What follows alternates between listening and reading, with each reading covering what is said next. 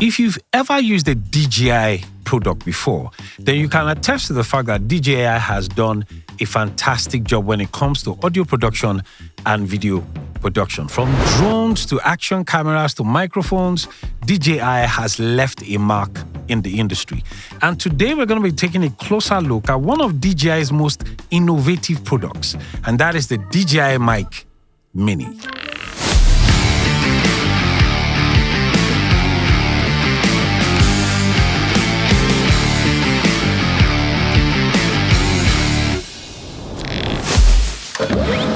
In the box of the DJI Mini, we have the charging case that has the two transmitters, the receiver, and the USB-C adapter.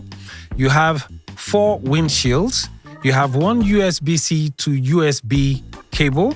You have a TRS to TRS cable and a pouch.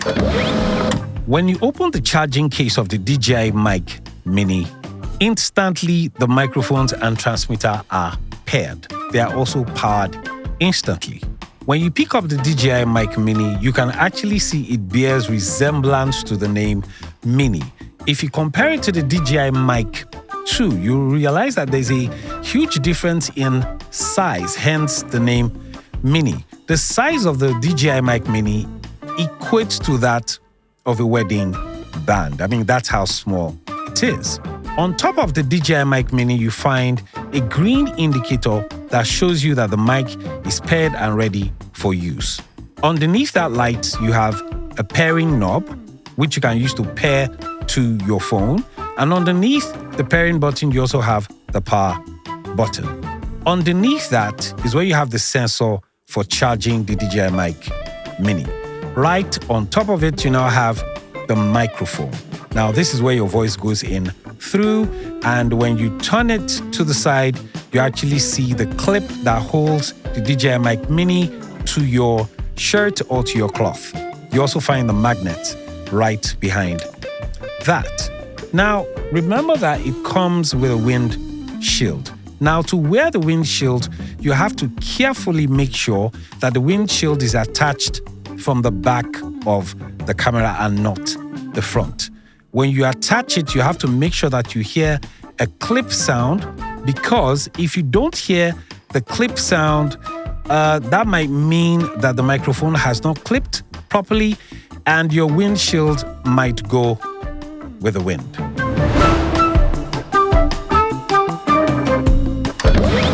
The receiver of the DJI Mic Mini actually looks like a miniature camcorder if you look at it from a certain perspective. On top of it, you have an indicator for both mics, 1 and 2. And just by the side, you have this intuitive knob for increasing the gain of the microphone. It's at 0, you have +6, +12. You also have -6 and -12. I think this is very intuitive because sometimes your camera may not have enough gain, or sometimes if the mic is too strong, you have the capacity to drop it by, these levels. Underneath that knob, you have the power button. This is what you use to power it on or off.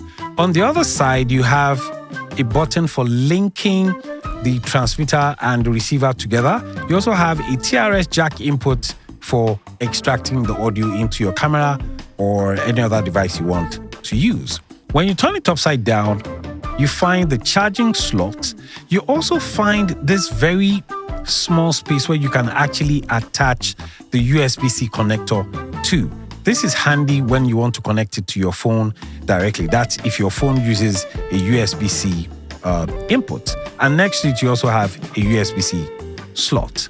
At the back, you also have a clip.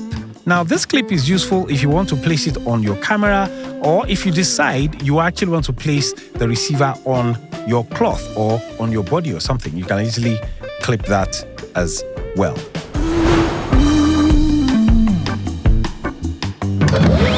The transmitters of the DJI Mic Mini take 1 hour 30 minutes to charge, and when you want to use it, you can use it for 11.5 hours.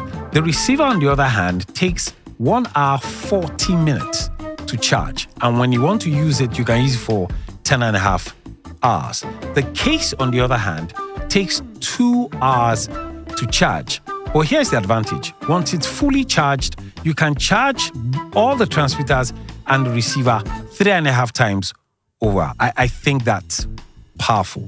Now, the DJI Mic Mini has a polar pattern of omnidirectional. Also, it has a range of 400 meters, which equates to about 1,312 feet. Why would you have to go that far? That's my question. Except, of course, when we are shooting a movie and, there's a scene where, the characters or the actors have to come from afar. I don't want to say it's a waste of distance, but I guess it may come in handy at some point in time. Another advantage you have using the DJI Mic Mini is the fact that it works with the Osmo ecosystem, meaning it works with the DJI Osmo 3, with the Action 4 and the Action 5. This mic will connect to them easily without hassle.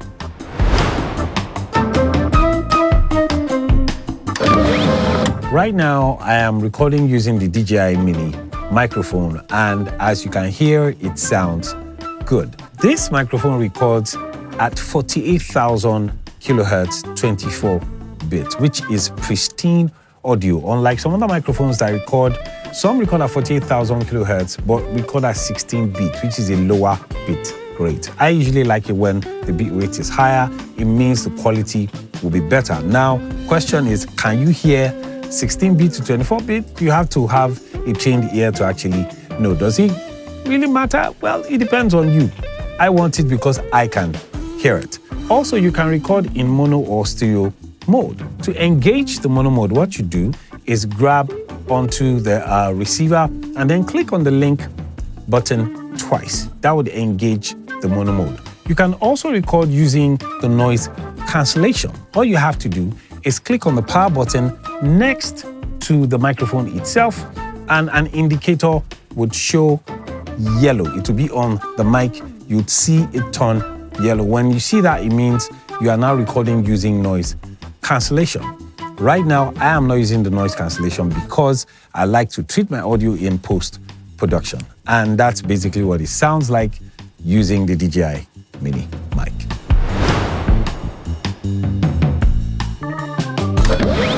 The DJI Mic Mini goes for $169 as at today when I'm having this review.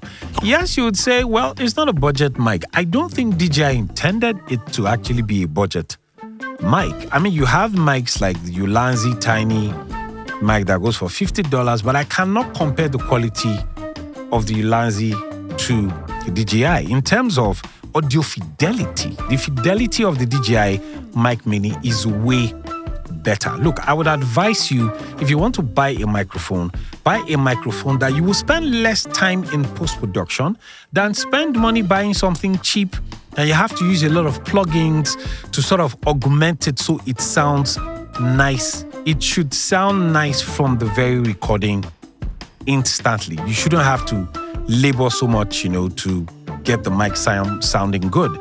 The only issue I think I have is the fact that it doesn't have internal recording. I mean, I can't let go of that, to be honest. The microphone is a fantastic microphone. It's very user-friendly and it's easy to use. When it comes to ease of use, I practically give it 100%. And besides that, a point of note though, the version I have doesn't have the lightning cable inserted. So I realized that you can get that for $19.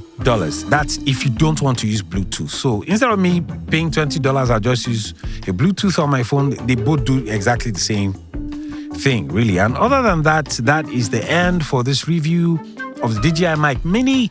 Let me know in the comment section if you would love to get this microphone. If you have it already, let me know what your user experience is like.